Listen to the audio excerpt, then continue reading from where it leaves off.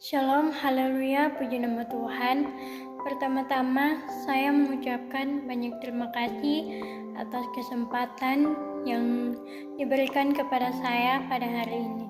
Sungguh Tuhan Yesus sangat baik dalam kehidupan kita sampai saat ini. Nah, perkenalkan, nama saya Berlian Sophia Ulain. Saya dari Sekolah Tinggi Teologi Harum Kristus dan saat ini saya berada di semester 6. Pada kesempatan siang hari ini saya akan menyampaikan firman Tuhan yang terambil dari Filipi pasal 2 ayat 5 dan 8. Mengatakan bahwa hendaklah kamu dalam hidupmu bersama menaruh pikiran dan perasaan yang terdapat juga dalam Kristus Yesus, yang walaupun dalam rupa Allah tidak menganggap kesetaraan dengan Allah itu sebagai milik yang harus dipertahankan, melainkan dengan mengosongkan dirinya sendiri dan mengambil rupa seorang hamba dan menjadi sama dengan manusia. Dalam ayat 8, dan dalam keadaan sebagai manusia, ia telah merendahkan dirinya dan taat sampai mati, bahkan sampai mati di kayu salib. Nah, dalam Filipi pasal 2 ini ayat 5 sampai ayat 8 dengan tema saya adalah keagungan dalam kerendahan hati.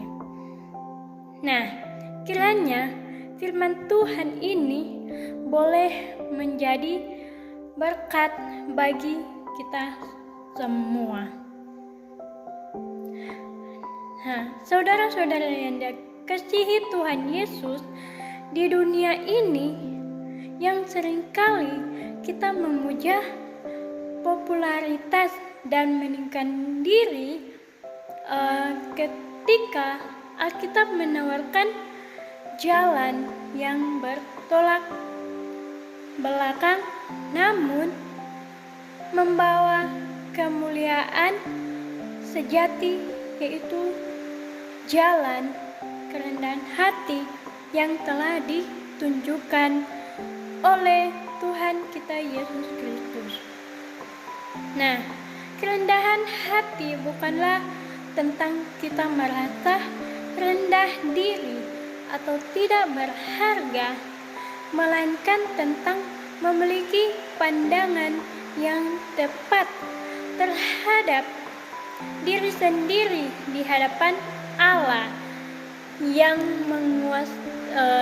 Maha Kuasa.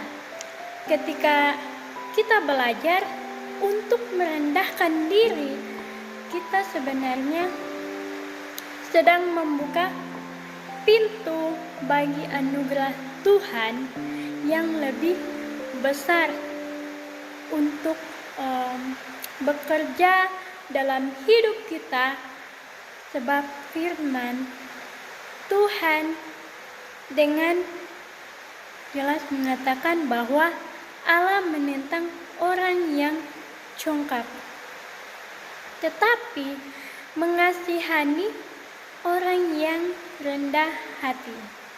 Nah, di sini ada beberapa isi khotbah yang saya bagikan, yaitu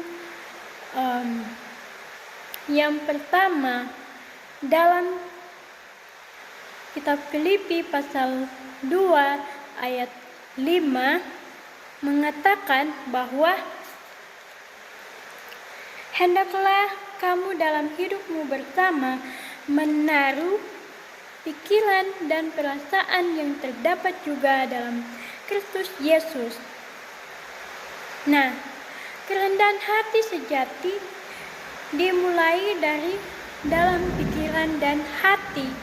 Rasul Paulus mengingatkan kita untuk memiliki pola pikir yang selaras dengan Kristus Yesus.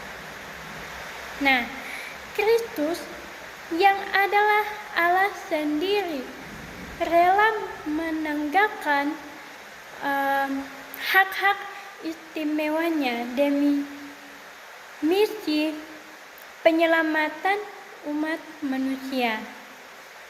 Nah, ini adalah sebuah revolusi berpikir di mana kepentingan orang lain diletakkan di atas kepentingan pribadi tanpa merasa kehilangan harga diri dalam kehidupan sehari-hari.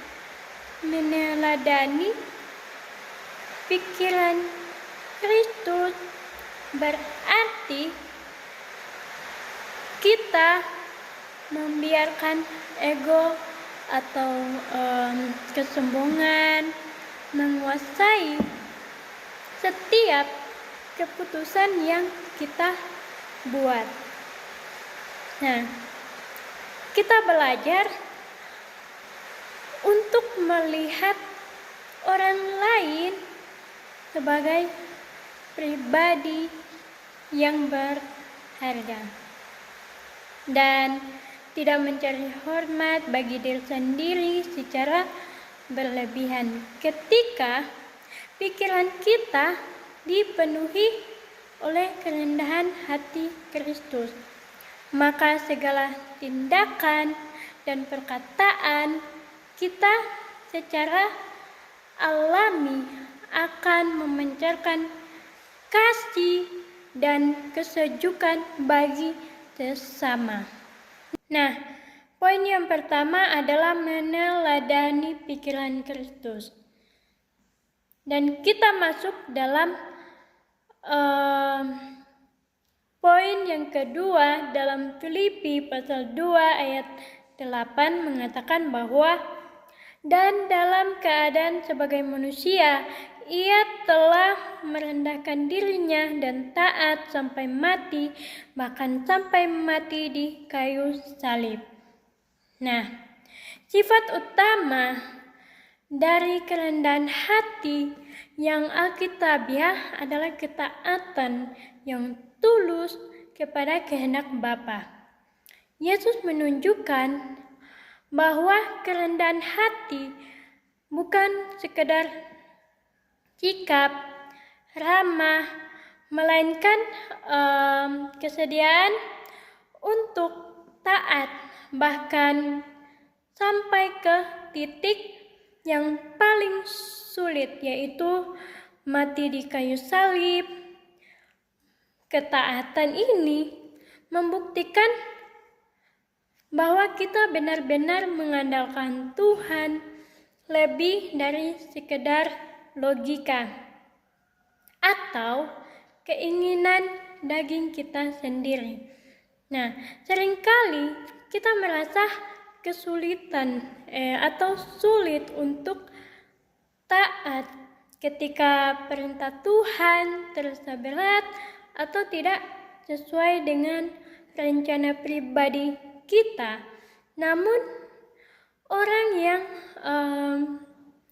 rendah hati akan selalu berkata, bukan kehendakku melainkan kehendakmu yang jadi. Nah, dengan mempraktikkan ketaatan dalam hal-hal kecil di kehidupan sehari-hari, kita sedang membangun fondasi karakter yang kuat di hadapan Allah dan manusia. Nah, poin yang kedua adalah ketaatan tanpa syarat. Poin yang ketiga dalam kitab 1 Petrus pasal 5 1 Petrus pasal